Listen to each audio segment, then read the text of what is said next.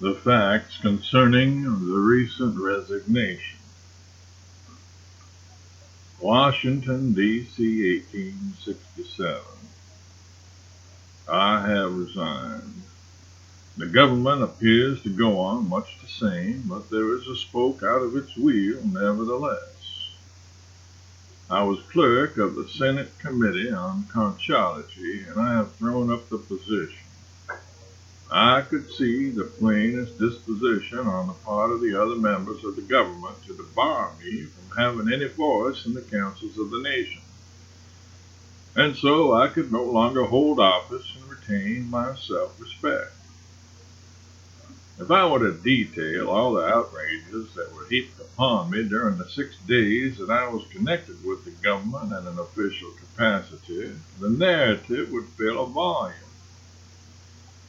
They appointed me clerk of that committee on conchology and then allowed me no amanuensis to play billiards with. I would have borne that, lonesome as it was, if I had met with that courtesy from the other members of the cabinet, which was my due. But I did not. Whenever I observed that the head of a department was pursuing a wrong course, I laid down everything and went and tried to set him right, as it was my duty to do. And I never was thanked for it in a single instance. I went, with the best intentions in the world, to the Secretary of the Navy and said, "Sir, I cannot see that Admiral Farragut is doing anything but skirmishing around there in Europe having a sort of picnic. Now, that may be all very well, but it does not exhibit itself to me in that light. If there is no fighting for him to do, let him come home. There is no use in a man having a whole fleet for a pleasure excursion. It is too expensive. Mind, I do not object to pleasure excursions for the naval officers, pleasure excursions that are in reason, pleasure excursions that are economical. Now they might go down the Mississippi on a raft. You ought to have heard him storm. One would have supposed I had committed a crime of some kind. But I didn't mind. I said it was cheap and full of Republican simplicity and perfectly safe. I said that for a tranquil pleasure excursion there was nothing equal to a raft. Then the Secretary of the Navy asked me who I was. And when I told him I was connected with the government, he wanted to know in what capacity. I said that, without remarking upon the singularity of such a question, coming as it did from a member of that same government, I would inform him that I was clerk of the Senate Committee on Conchology. Then there was a fine storm. He finished by ordering me to leave the premises and give my attention strictly to my own business in future. My first impulse was to get him removed. However, that would harm others besides himself and do me no real good, and so I let him stay. I went next to the Secretary of War, who was not inclined to see me at all until he learned that I was connected with the government. If I had not been on important business, I suppose I could not have got in. I asked him for a light. He was smoking at the time. And then I told him I had no fault to find with his defending the parole stipulations of General Lee and his comrades in arms, but that I could not approve of his method of fighting Indians on the plains. I said he fought too scattering. He ought to get the Indians more together, get them together in some convenient place where he could have provisions enough for both parties, and then have a general massacre. I said there was nothing so convincing to an Indian as a general massacre. If he could not approve of the massacre, I said the next surest thing for an Indian was soap and education. Soap and education are not as sudden as a massacre, but they are more deadly in the long run. because a half-massacred Indian may recover. But if you educate him and wash him, it is bound to finish him sometime or other. It undermines his constitution. It strikes at the foundation of his being. Sir, I said, the time has come when blood-curdling cruelty has become necessary. Inflict soap and a spelling book on every Indian that ravages the plains, and let them die. The Secretary of War asked me if I was a member of the cabinet, and I said I was. He inquired what position I held, and I said I was clerk of the Senate Committee on Conchology. I was then ordered under arrest for contempt of court and restrained of my liberty for the best part of the day. I almost resolved to be silent thenceforward and let the government get along the best way it could. But duty called, and I obeyed. I called on the Secretary of the Treasury. He said, "What will you have?" The question threw me off guard. I said, "Rum punch." He said, "If you have got any business here, sir, state it, and in as few words as possible." I then said that I was sorry he had seen fit to change the subject so abruptly, because such conduct was very offensive to me. But under the circumstances, I would overlook the matter and come to the point. I now went into an earnest expostulation with him upon the extravagant length of his report. I said it was expensive, unnecessary, and awkwardly constructed.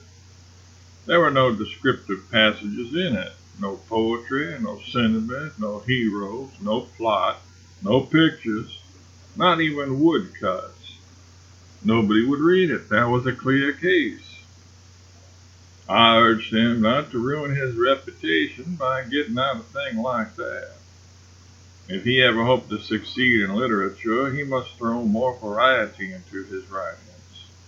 He must beware of dry detail. I said that the main popularity of the almanac was derived from its poetry and conundrums, and that a few conundrums distributed around through his Treasury report would help the sale of it more than all the internal revenue he could put into it. I said these things in the kindest spirit, and yet the Secretary of the Treasury fell into a violent passion. He even said I was an ass. He abused me in the most vindictive manner and said that if I came there again meddling with his business, he would throw me out of the window. I said I would take my hat and go if I could not be treated with the respect due to my office, and I did go. It was just like a new author. They always think they know more than anybody else when they are getting out their first book. Nobody can tell them anything. During the whole time that I was connected with the government, it seemed as if I could not do anything in an official capacity without getting myself into trouble. And yet I did nothing, attempted nothing, but what I conceived to be for the good of my country. The sting of my wrongs may have driven me to unjust and harmful conclusions, but it surely seemed to me that the Secretary of State, the Secretary of War, the Secretary of the Treasury, and others of my confreres had conspired from the very beginning to drive me from the administration. I never attended but one cabinet meeting while I was connected with the government. That was sufficient for me. The servant at the White House door did not seem disposed to make way for me until I asked if the other members of the cabinet had arrived. He said they had, and I entered. They were all there, but nobody offered me a seat. They stared at me as if I had been an intruder. The president said, "Well, sir, who are you?" I handed him my card, and he read, "The Honorable Mark Twain, clerk of the Senate Committee on Conchology." Then he looked at me from head to foot as if he had never heard of me before. The Secretary of the Treasury said, "This is the meddlesome ass that came to recommend me to put poetry and conundrums in my report, as if it were an almanac." The Secretary of War said, "It is the same visionary that came to me yesterday with a scheme to educate a portion of the Indians to death and massacre the balance." The Secretary of the Navy said, "I recognize this youth as the person who has been interfering with my business time and again during the week. He is distressed about Admiral Farragut's using a whole fleet for a pleasure excursion, as he terms it. His proposition about some insane pleasure excursion on a raft is too absurd to repeat." I said, "Gentlemen, I perceive here a disposition to throw discredit upon every act of my official career. I perceive also a disposition to debar me from all voice in the councils of the nation. No notice whatever was sent to me today. It was only by the merest chance that I learned that there was going to be a cabinet meeting. But let these things pass. All I wish to know is this a cabinet meeting or is it not?" The president said it was. Then I said, "Let us proceed to business at once and not fritter away valuable time in unbecoming fault findings with each other's official conduct." The Secretary of State now spoke up in his benignant way and said, "Young man, you are laboring under a mistake. The clerks of the congressional committees are not members of the cabinet. Neither are the doorkeepers of the Capitol, strange as it may seem. Therefore,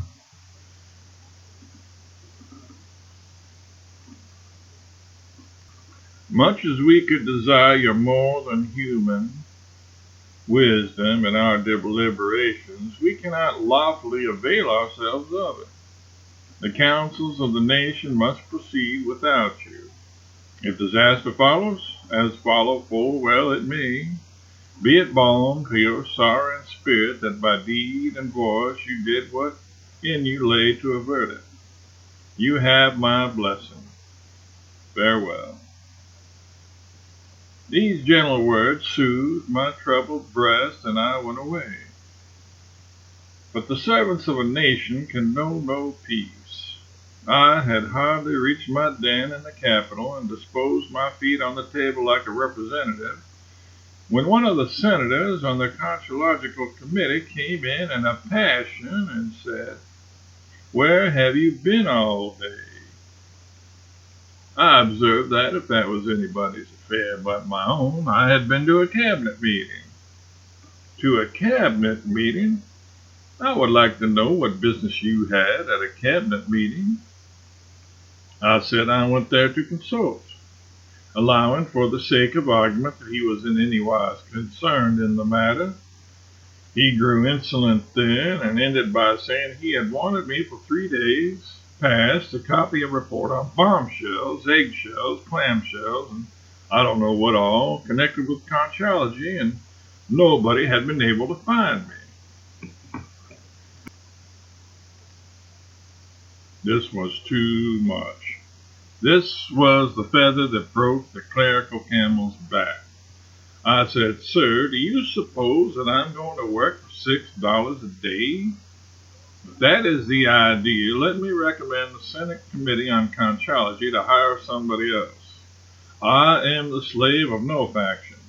Take back your degrading commission. Give me liberty or give me death." From that hour, I was no longer connected with the government.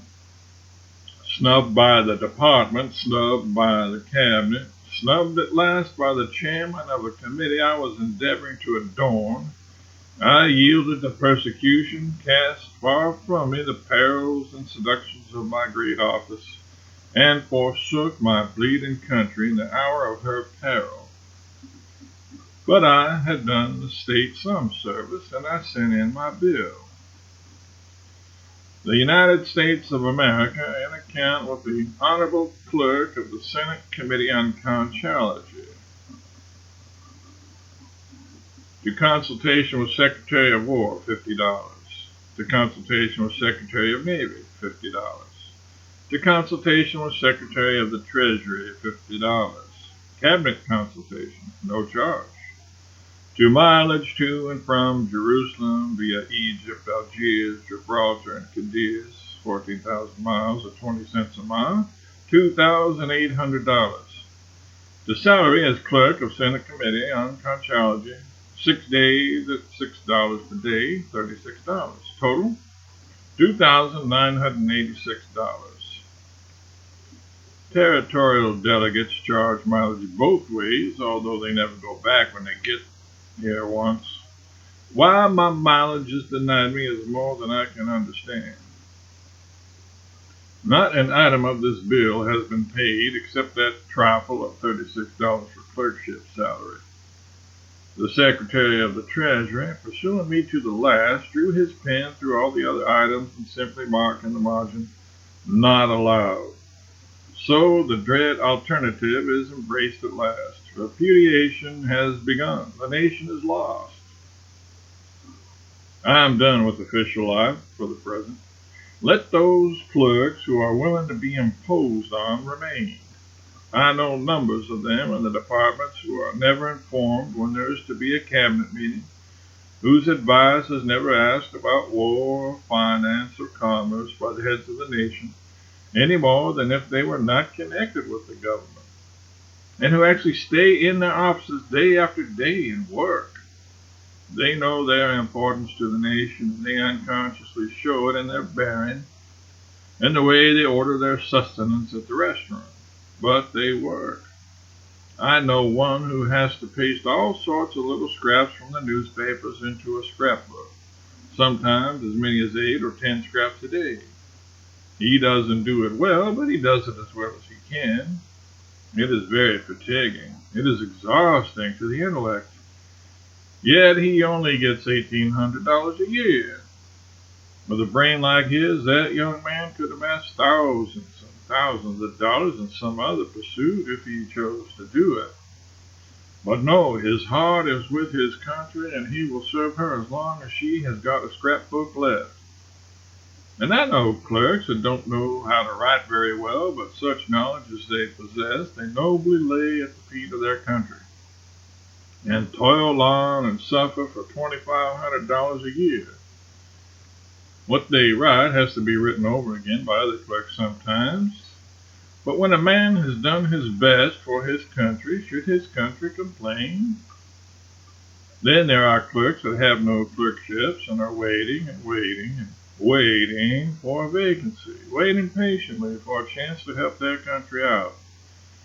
And while they are waiting, they only get barely $2,000 a year for it.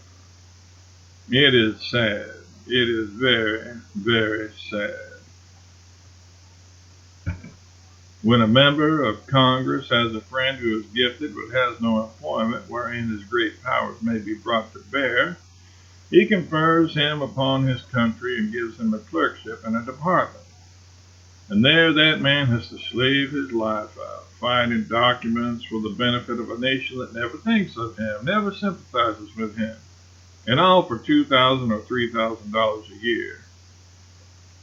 When I shall have completed my list of all the clerks in the several departments with my statement of what they have to do and what they get for it, you will see that there are not half enough clerks, and that what there are do not get half enough pay.